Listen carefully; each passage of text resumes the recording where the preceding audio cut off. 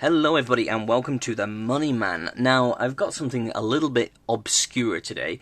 When I first started collecting, I was into all kinds of strange things, strange, weird and wonderful banknotes. And I was rifling through my collection the other day and I came across these and they made me smile. And I thought, you know what? Let's make a video on them. I think it'll be quite fun.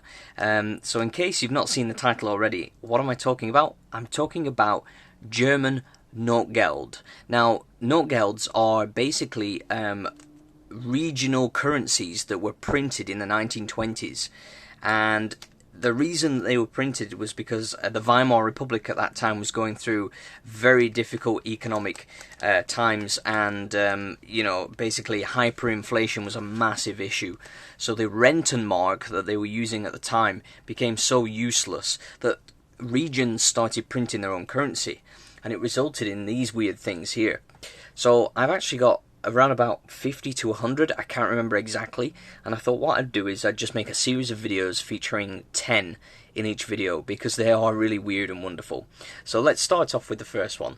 So you can see that this is a 50 Pfennig note, and I have absolutely no idea what is going on. I imagine that these are great historical scenes from German history, but I don't know anything about them, and I can't read the German. Now, I have started learning German, because obviously, you know, with being quarantined, we've got a little bit more time on our hands, so I thought, hey, let's be productive and learn some German.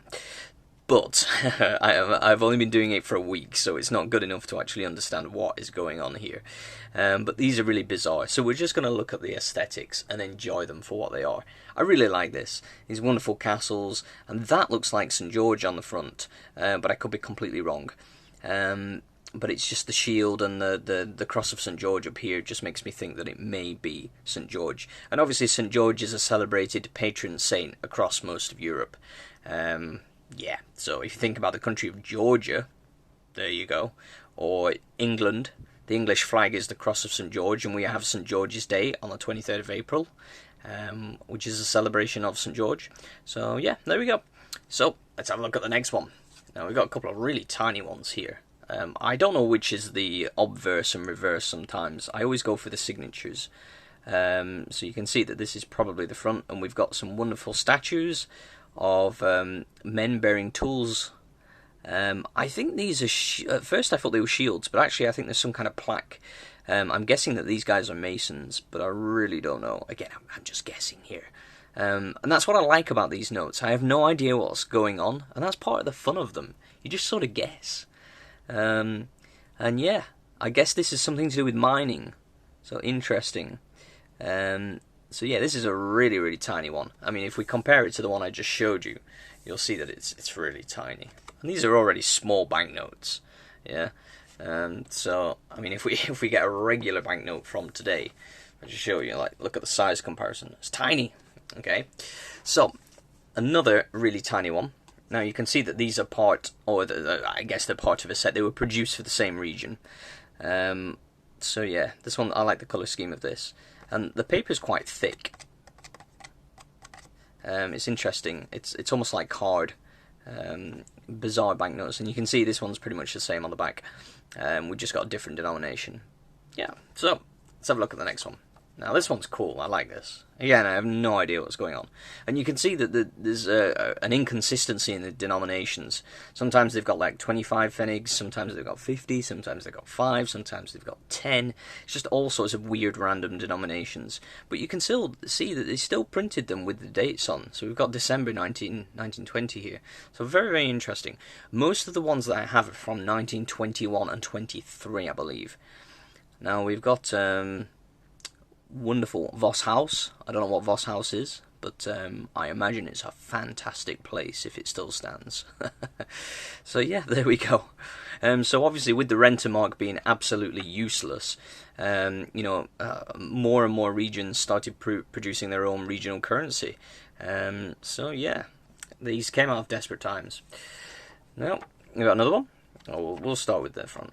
Okay, now you will see this design quite a bit actually. There are other notes that look like this. And again, we've got that cross of St. George. This is obviously a seal or sigil of some, I don't know, principality in Germany, a region. Actually, you might get an idea down there. Okay, so another 50 Pfennig. And it actually says Notgeld at the top. Der Stadt. Okay. Now, and this one. Oh, look at that. Ehrenbrettstein. I probably pronounced that really badly. So we've got a cool castle on a hill here, and then we've got some kind of river here. Again, if there are any Germans watching, I'd love to, find out a little bit more about these, because they're really bizarre, but very, very fascinating.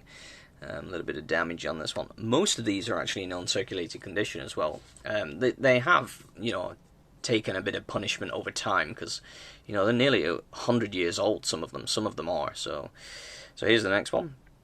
This one's faded a little bit. And you get some really interesting, wacky characters on them sometimes. They're really, really steeped in local German history.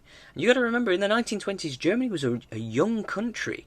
It hadn't been unified for that long, actually. So it's quite fascinating. Turn it around and look at the back. Now, I don't know who this woman is. I always thought maybe it was Germania, but I don't know. Germania is usually depicted as a warrior figure, I believe, similar to Britannia. And, this is sort of a very feminine, sort of pure depiction of this woman. So I don't think it is Germania. But again, if it is, kudos to me. And if you know, kudos to you. Okay. So, next one. 25 Pfennig. And this is weird to have the denomination split like this. Kind of unusual. But again, the designs, there's lots of thought that's gone into these. They're complex and they're sophisticated, and you can see that they even have serial numbers as well. So yeah, interesting, really interesting. This one has got a vertical reverse, which is quite interesting. So we've gone for portrait instead of landscape, but it does have a landscape on the back. So yeah, and they always have some written stuff on the bottom. And again, I always wonder what is it? Is it terms and conditions of the use of the note? Is it some kind of, I don't know, philosophy or a poem or something? I honestly have no idea. Because it's got the person who wrote it down here. It's very bizarre. I love these. I think they're great. Let's have a look at the next one. Now this one, you can see it's off center in the terms of the the way it's been cut.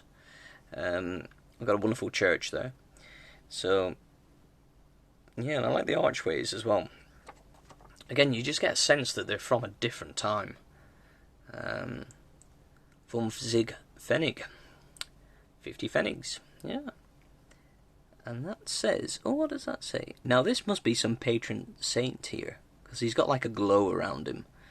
So, yeah. I think he's some kind of saint. Anyway, let's power on. So we got two left. This one's quite an interesting one. Again, this looks like a sketch. Really interesting. Such a vast, different number of design styles. They are really, really, really unique from region to region. And that's why people collect them, because there are so many to collect. And obviously, they vary to a great deal in rarity. I mean, these ones that I picked up, they're easy to get hold of. They're cheap. So if you're interested in these, have a look on eBay. You'll find people selling them in batches of 50 and 100, and every single one will be unique. And they'll all probably be in UNC condition. I got mine for super cheap. That's why I bought them, because I just started collecting. But yeah, pretty boring on the front, this one, but there we go. We can have everything. Now this one is really wacky. This is the last one I've got. Now, you've got the immortal battle between the monkey and the owl.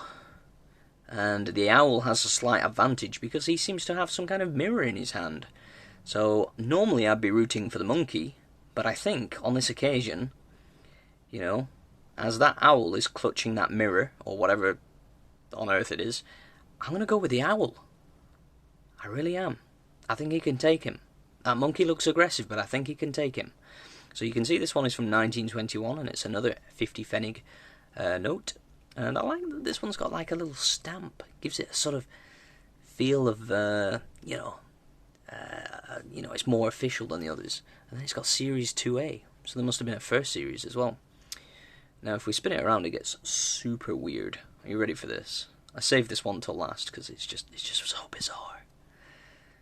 What on earth is going on here?